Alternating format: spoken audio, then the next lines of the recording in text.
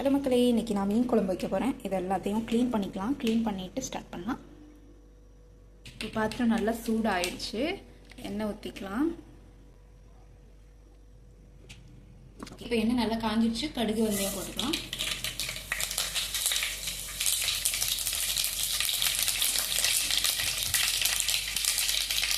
இதில் பூண்டு போட்டுக்கலாம்.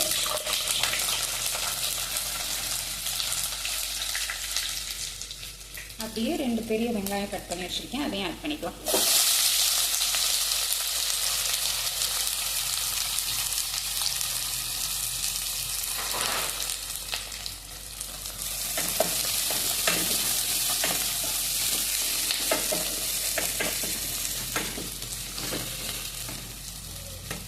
எல்லாம் நல்லா வதங்கணும்.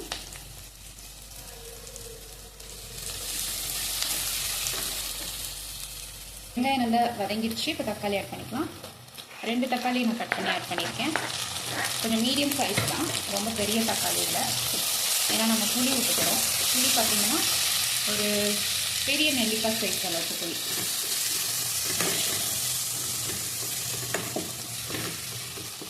இதில் கொஞ்சமாக உப்பு போட்டு வதக்கிக்கலாம். சீக்கிரமாக வதங்கும். லைட்டாக உப்பு, அதுக்கப்புறம் தேவையான அளவு போட்டுக்கலாம். ஓகே, இது வதங்கட்டும். அதுக்கு நடுவில் நம்ம நல்லா மீனை வாஷ் பண்ணிக்கலாம். ஒரு வாட்டி வாஷிங் மீன் நான் கொஞ்சம் லைட்டாக அலசி வச்சுருக்கேன். அதை இப்போது திரும்ப மஞ்சத்தூள் போட்டு இது பண்ண போகிறோம். தண்ணியில் ஜஸ்ட்டு மஞ்சத்தூள் கலந்துக்கலாம். நல்லா மிக்ஸ் பண்ணிவிட்டு இப்படி பண்ணோன்னா நமக்கு அதில் அந்த ஸ்மெல் வராது. மீன் ஸ்மெல், கவுச்சி ஸ்மெல் சொல்லுவாங்கள்ல, அது வராது. ஸோ எல்லா மீனையும் இது உள்ளே போட்டு நல்லா வாஷ் பண்ணி எடுத்துக்கலாம்.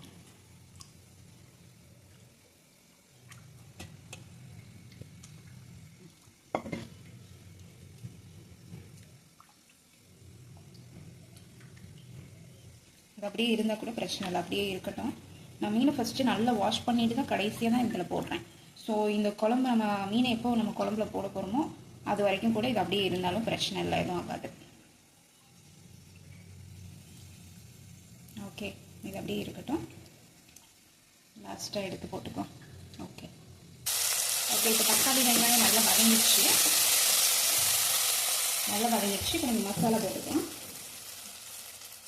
மசாலா கொஞ்சமாக மல்லித்தூள் 1 2 3 இன்னொரு ஸ்பூன் கூட போட்டுக்கலாம். குட்டி ஸ்பூன் இருக்கிறதுனால. மிளகாத்தூள் 1 2 3 எல்லாத்தையும் மிக்ஸ் பண்ணிக்கலாம். காரம் உங்களுக்கு ஏற்ற மாதிரி போட்டுக்கோங்க. சூப்பராக இருக்குது, சிகப்பு கலரில்.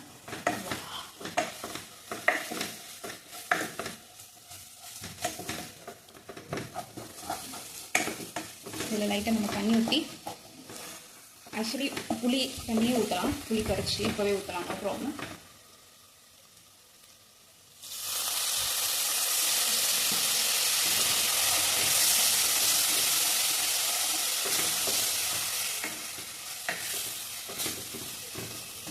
ஜஸ்ட் இந்த பச்சை ஸ்மெல் போகிற வரைக்கும் அப்படியே வதக்கிட்டு அப்புறம் ஃபுல்லாக தண்ணி ஊற்றிக்கலாம். எவ்வளோ வேணுமோ லைட்டாக நல்லா சிம்மில் வச்சு வதக்கணும்.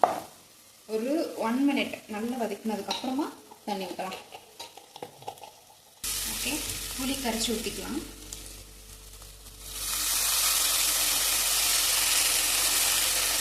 புளி கொட்டை விழுந்துச்சு.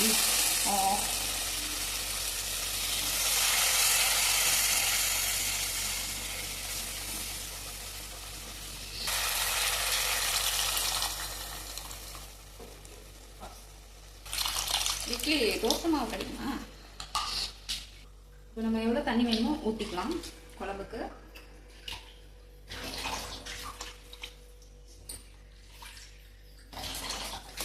ஓகே, போதும்னு நினைக்கிறேன். இப்போது உப்பு காரம்லாம் பார்த்து எவ்வளோ வேணுமோ போட்டுக்கலாம். குழம்பு தண்ணியாக தான் இருக்கும், நல்லா கொதிக்கணும். கொதிச்சதுக்கப்புறமா நல்லா கெட்டியாயிடும். நம்ம மீன் போடலை, ஸோ கொதிக்கணும் நல்லா. ஸோ இது ஒரு 5 மினிட்ஸ் நல்லா கொதி வந்ததுக்கப்புறமா மீன் சேர்த்துக்கலாம். இப்போ நம்ம உப்பு பார்த்துக்கலாம். ஓகே, கொஞ்சமாக உப்பு போட்டுக்கலாம். ஏன்னா மீனுக்கும் எக்ஸ்ட்ரா வேணும்ல, மீனுக்கு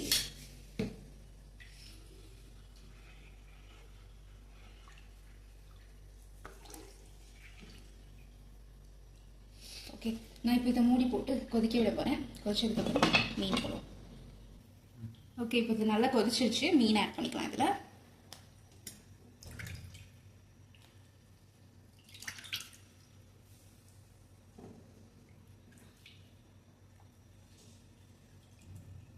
ஓ சாரி. ஓகே ஓகே, இது அப்படியே கொஞ்ச நேரம் மூடி போட்டு கொதி வந்த உடனே ஓப்பன் பண்ணிடலாம்.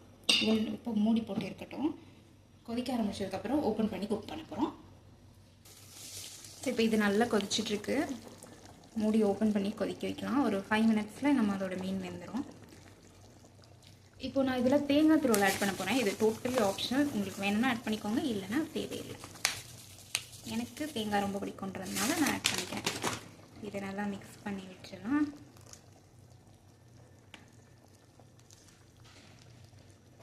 ஆல்மோஸ்ட் மீன் வெந்துடுச்சு. பார்த்தாலும் தெரியுது, ரொம்ப சாஃப்டாக இருக்குது. அவ்வளோதான், நல்லா கொதிக்கட்டும். 5 மினிட்ஸ், அவ்வளோதான். நல்லா கொதிச்சிருச்சு, எல்லாம் வெந்துருச்சு. மீனெல்லாம் சூப்பராக இருக்குது பார்க்க. அவ்வளோதான், இட்ஸ் ரெடி.